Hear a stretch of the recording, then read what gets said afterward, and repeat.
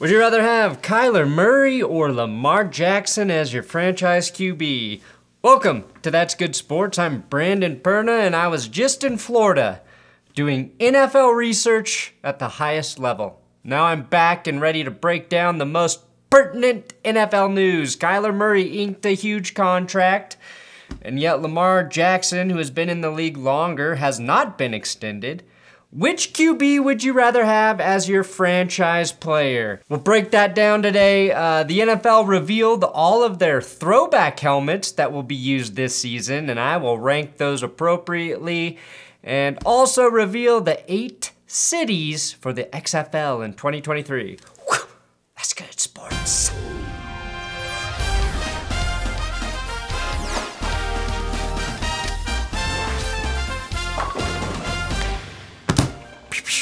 Hey, we will be doing our Patreon Zoom meeting this Wednesday evening, 8 o'clock Mountain Time.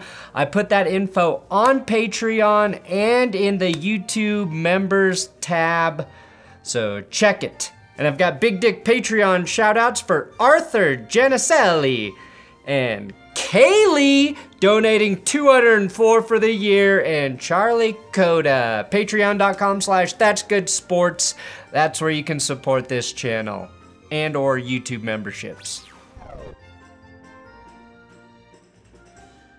Buffalo Bills fans got their first look at Von Miller on ketamine.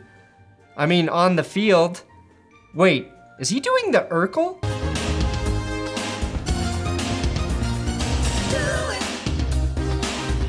Yes, he finally grew into those glasses.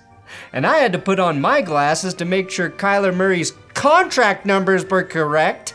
The Cardinals and quarterback Kyler Murray agreed to terms on a 5-year deal worth $230.5 million, including $160 million guaranteed. This is obviously the richest deal ever given out by the Arizona Cardinals, and it should keep Kyler in the desert until at least 2028. And it feels like a long time ago that Kyler Murray deleted his Cardinals photos or unfollowed the Cardinals on Instagram, but if you believe the ends justify the means, I guess that tactic worked out for him. So I'm gonna start unfollowing businesses and people and see if they decide to pay me too. YouTube, unfollowed. Broncos, unfollowed. My wife, unfollowed. So my wife kicked me outside. I'm trying to get back in. I just followed her back on the social media, so it should be good. Baby, I'm sorry. Please let me back in. I can't survive out here in the wilderness. Please let me back in. I won't ask for anything. I won't even ask for sex, please. Okay, I'm back. Now this is the first long-term quarterback deal signed after Deshaun Watson inked his fully guaranteed contract with the Browns back in the spring. The difference between Murray and Watson, of course, is, oh yeah, Kyler didn't have 22 sexual misconduct lawsuits filed against him when he inked his fucking deal. And that's not just because he's too short to crawl onto the massage table. It really blows my mind, though, that Deshaun Watson, with all of his baggage, and that's a kind way of putting it, managed to get $70 million more guaranteed than Kyler Murray. This also indicates that the future of quarterback contract extensions will not include fully guaranteed deals, which I'm sure pleases NFL owners and gives me hope for the Broncos and Russell Wilson. Naturally, you're probably wondering what this all means for Lamar Jackson, who was drafted a year before Murray but still doesn't have a deal done. Keep in mind that Lamar Jackson, the 2019 MVP, does not have an agent and instead chooses to represent himself. I imagine that has to slow down the process. I would probably need a good year to peruse an NFL contract and figure out what most of it means, especially the how we're trying to dick you out of money section.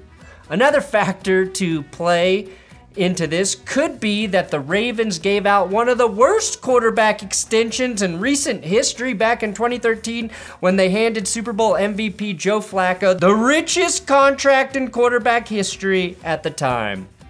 Like with Kyler, I have no doubt that the Ravens will eventually extend Lamar Jackson.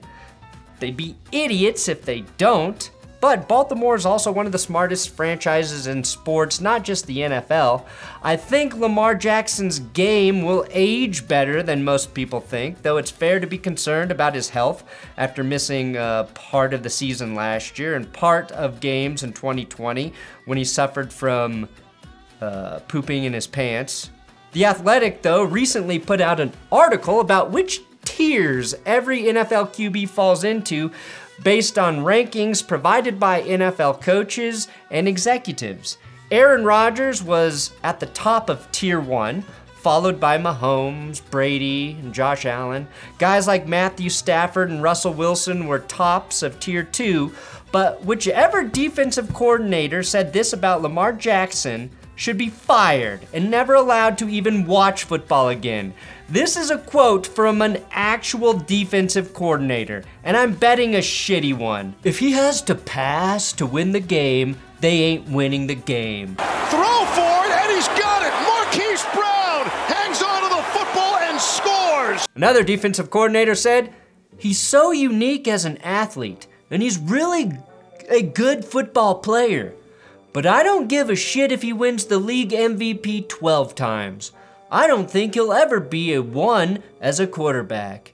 He'll be a 1 as a football player, but not as a quarterback. So many games come down to 2 minutes, and that's why they have a hard time advancing even when they are good on defense.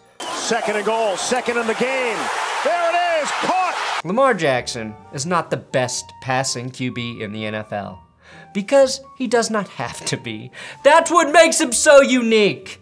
But he can pass very effectively. I watched him throw for over 300 against Denver last year because they held him to just 28 rushing yards, and he picked the defense apart from the pocket. 2 years ago, he threw 36 touchdowns to 6 picks, and while I think defenses now know how to defend him more efficiently, that does not mean he can't learn from that and take his passing game up a notch.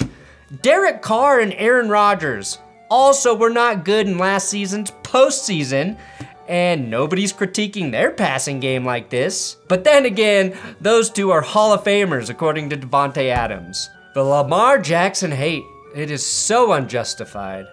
A lot of quarterbacks play worse in the postseason because the competition is harder.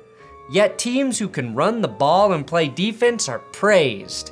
But since Lamar may not throw like Joe Burrow, his ability to run while the Ravens play defense is somehow a liability.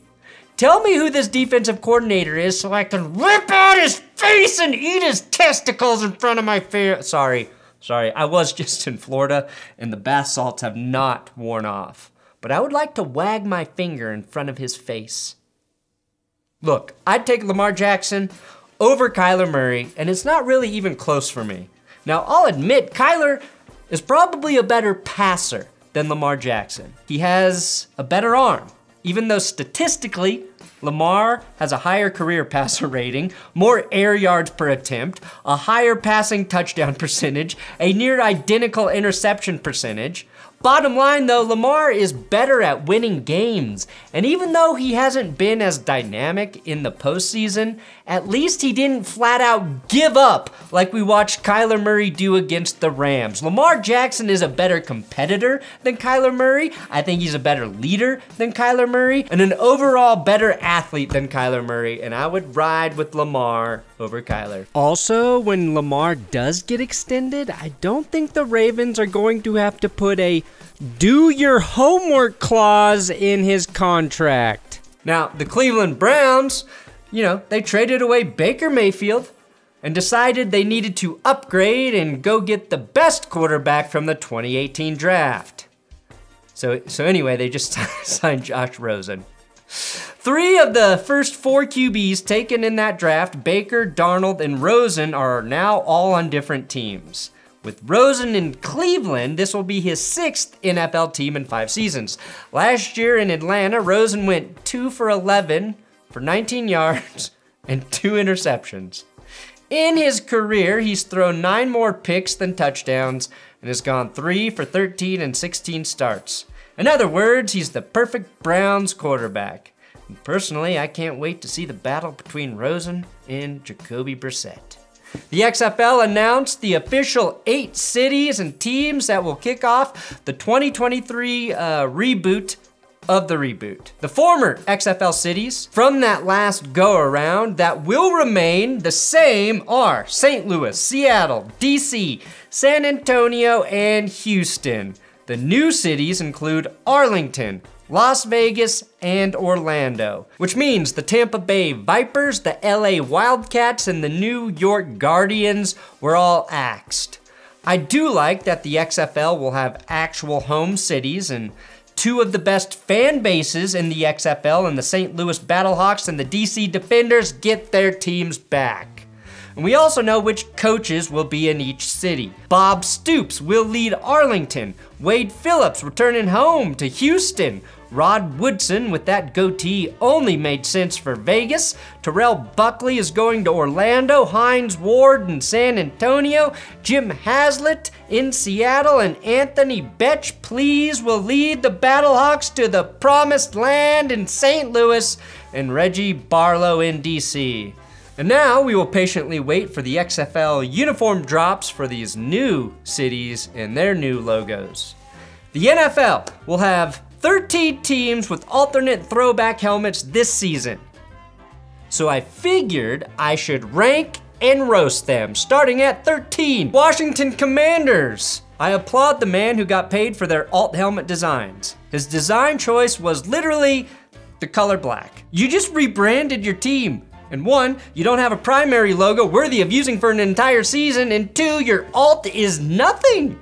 Give me Dan Snyder's mugshot when they eventually arrest his ass. Number 12, it's the Cowboys. I like the star, but we've seen this too much. They used these helmets on and off from 2004 to 2012. Give me Jake Gyllenhaal on one side and Heath Ledger on the other. Real Cowboys, baby. Number 11, it's the Cardinals. Wow. Can I touch it? Wow. Putting your logo on a black background doesn't make it cooler. I would have loved to see this guy on the helmet instead. The prison bird gang leader. Number 10, it's the Jets, who missed out on a real opportunity to pay tribute to your dog of a QB and replace JETS with MILF. Number 9 is the Texans. Your logo still looks like a steer that should have been aborted due to mad cow disease. That said, the red helmet is cool. Number 8, Giants. Ah! These make me think of Lawrence Taylor destroying quarterbacks and using his nose like a Dyson vacuum. The only reason these aren't better than their current helmets is because this also reminds me of Phil Simms. Yuck. Number 7 is the Panthers. This will give Panthers fans a reason to go to late season games after they realize all of their quarterbacks suck. Number 6, Eagles. It should have been these helmets, idiots. Still, it's hard to mess up a design as solid as those eagle wings. Number 5, Saints. An entire stripe made from fleur-de-lis. These could be higher, but their normal helmets are already perfect. Although once Drew Brees stopped wearing that helmet, his hair magically grew back. Number 4, Bears. I really like these, but I think I'm just a victim of simply seeing an incredibly boring ass logo in front of a different color. For the very reasons I shit on the Texans, Cardinals, and Jets, somehow it works for the Bears. Number 3, Patriots. These are all-time classics that they never should have gotten rid of in the first place, and if you zoom in, Pat Patriot really looks like Bill Belichick. Number 2, Falcons. If Mike Vick wanted to kill a few more dogs to make these permanent, I bet most football fans would look the other way to make it happen. And number 1, oh my God, oh my God, oh my God, I've never loved white so much. Wait, that sounded weird. How can just switching something to white make it so much cooler?